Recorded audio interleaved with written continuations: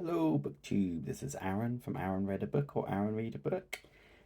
I don't have Friday reads this week because I'm in the middle of The Way We Live Now by Anthony Trollope, the group read along for Victober, and also Great Expectations by Charles Dickens.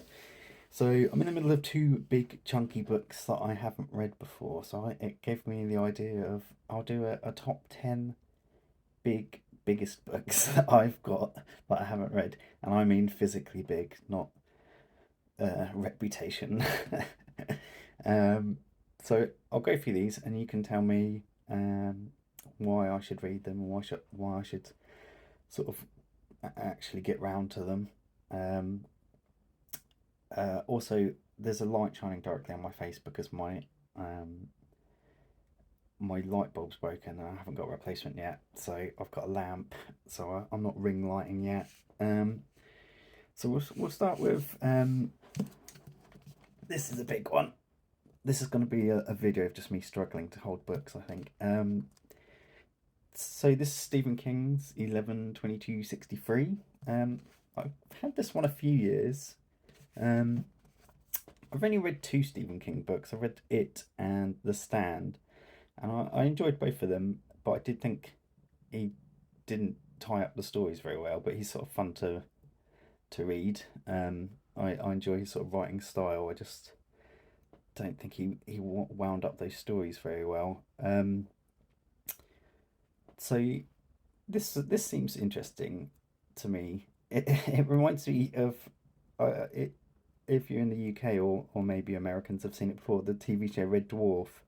There's a Red Dwarf episode where they go back in time to Kennedy's assassination, and they end up having to assassinate Kennedy to keep the timeline. So I know this is some sort of time travel Kennedy assassination book, and that sounds really interesting to me. So, but it is really chunky, so that's why I haven't got around to it. So you have to convince me to read this. I know there's a lot of Stephen King fans on BookTube.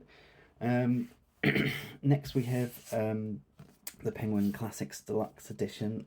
Very nice devilled edges and French flaps of the Three Musketeers. I have read. Actually, I didn't finish it. The Count of Monte Cristo. I got halfway through the Count of Monte Cristo, and I loved the beginning, and then the middle was really boring. Um, but I used to love the TV show, The Three Musketeers. Not the TV show, the films of the Three Musketeers when I was a kid. Um, so I do really want to read this, and I saw Mark from Book Time with Elvis read it recently, and he really enjoyed it. I always get one of these sort of Penguin Classic um, deluxe editions every Christmas, and I chose this one. Um, and yeah, it's a nice edition. The cover's not my favourite of the Penguin Classic Deluxe editions, but it's still a book I want to read. I actually got a question on this right in a pub quiz this week, so I actually need to read it now. I think this one. I know this is one of the physically biggest ones. So this is Ken Follett's World Without End. I must have bought this like 15 years ago, and I haven't read it. I believe this is the second book in his series on a cathedral being built. It's a beautiful book. Copy. I love the sort of plans for the cathedral in the background. I did really enjoy the first book, and I don't know why I didn't go on and read the second one. But now it's been so long, I feel like I need to go back and read the first one and then the second one. So this is what happens when you buy giant books and then you don't read them straight away. You get stuck. I now have to really read two giant books, but I know there's some big Ken Follett fans. I remember like really liking the first one, but thinking that he has the same thing that Stephen King has a bit in the sex scenes. They always feel a bit like him living out his own fantasies to me, which is a bit creepy. But that's a weird vibe I got from the first one, but maybe I'm just imagining it. But yeah, I do want to get to this eventually. If if you've read the whole series, let me know. I wanna know more about him. Um, Now this is a series that I have read all apart from most of them anyway. I think this is actually physically the biggest book that I own that I haven't read. And again, I think I've had this. I think I ordered this when it came out. I read the original. I read all of the series up till this one, and I waited so long for this one to come out that by the time it did come out, the TV show was out, and I lost the plot. Like I can't remember it enough that I can just dive straight into this. So again, it's one of those situations where I'm gonna have to reread the whole series if I want to read this one. And then if I do that, and then the last book eventually comes out, I'm gonna have to do it all again. So do I want to be rereading all of this series over and over again? Maybe, I don't know. But this again, it's a beautiful copy. I love this. Is all embossed. But yeah, if you've got all the way through the series, let me know. But I mean, it's got to be better than the TV show ending anyway. When it does come out, what have we got next? Okay, so this is a sort of space opera. Peter F. Hamilton. I've never read any Peter F. Hamilton, and I think I've had this like 15 years. I've actually got all three of these. I've got the whole trilogy. I was never really into space opera when I was sort of first got into sci-fi, but in recent years I've read a few sort of space opera ones and really enjoyed them. So, and this is a very well known in the UK anyway, space opera. So, if you've read these ones, let me know, because these are real chunksters. They're 1,000 pages, over 1,000 pages, and there's three of them. So, the reality dysfunction. It's quite a cool name. Let's do a non-fiction one. So, this is one I bought recently. Actually, I bought this in Cornwall, from a little village. There's a little village shop that was just did everything. It was like the food shop, the secondhand bookshop, stationery, everything. And they had 50p and £1 books, so I picked up loads. I love like Russian history. I did my degree in history, and I focused quite a lot on Russian history, especially my A levels. I've never read Simon Sebag Montefiore. I don't know how to say it, Montefiore. But everyone on BookTube loves him, so I picked this up because Stalin's a really interesting figure as well. I think Mark from Book Time for Elvis again, I think he's mentioned it. He's got this on his TBR as well. So this might be one for non-fiction. Remember, it's actually not completely massive for a history book, but I do love a good sort of deep dive into a historical figure. So this may be one for this November. If you've read this author, please let me know.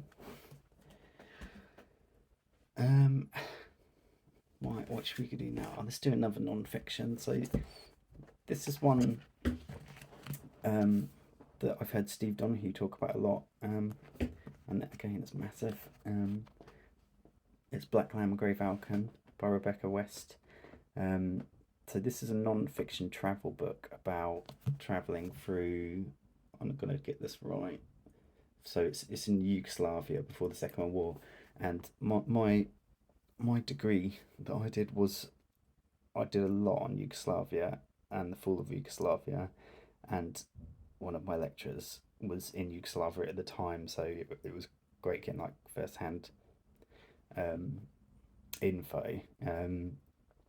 And this is apparently one of the great travel books ever. So it sounds super interesting. Also, when I bought it from the secondhand bookstore, the woman who I was sort of friends with in the bookstore, she said, "Oh, I was a journalist in Yugoslavia at the time that this was all happening, and this book is brilliant." So that's really good recommendations. I don't know anyone who's read it apart from Steve Donahue. If you've read this, let me know down in the comments. I love getting a very big pile here on the floor. I've got three more. So this is I spoke about this the other day. Vanity Fair, obviously a big chunky Victorian one. I'm kind of surprised I don't have more Victorian chunksters lying around that I haven't read because, but I think it's because I love Victorian literature so much. I just pick them up and read them. Um, Everyone on my Victorian journey book tag who commented about this book said it's really fun and really good to read. So I don't really need much convincing with this one. I think I might save it till next Victober now because I've got so many chunksters on the go.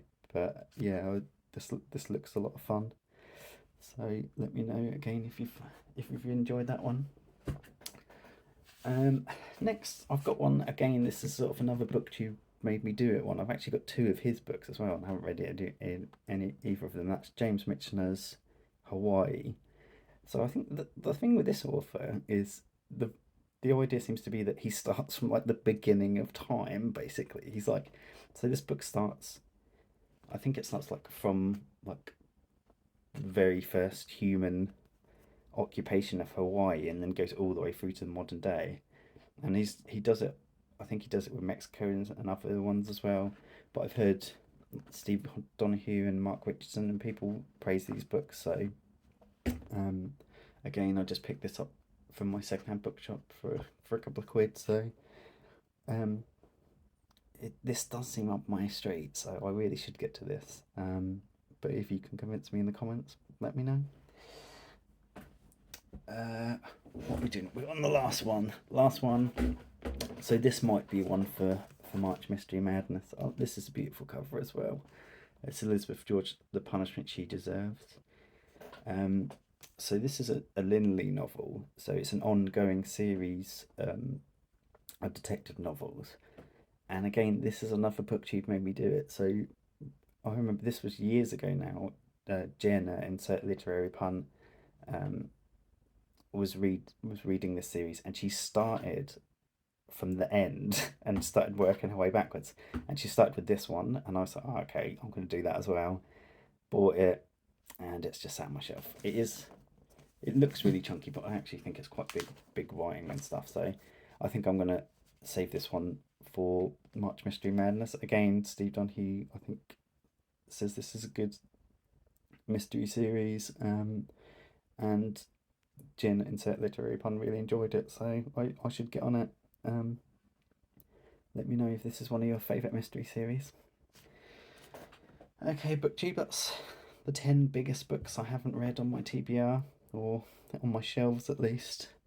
I'm sure I've got some digital ones that eclipse even these, but now I'm going to have to pick all these books up and put them back on the shelves. Have a good one, BookTube.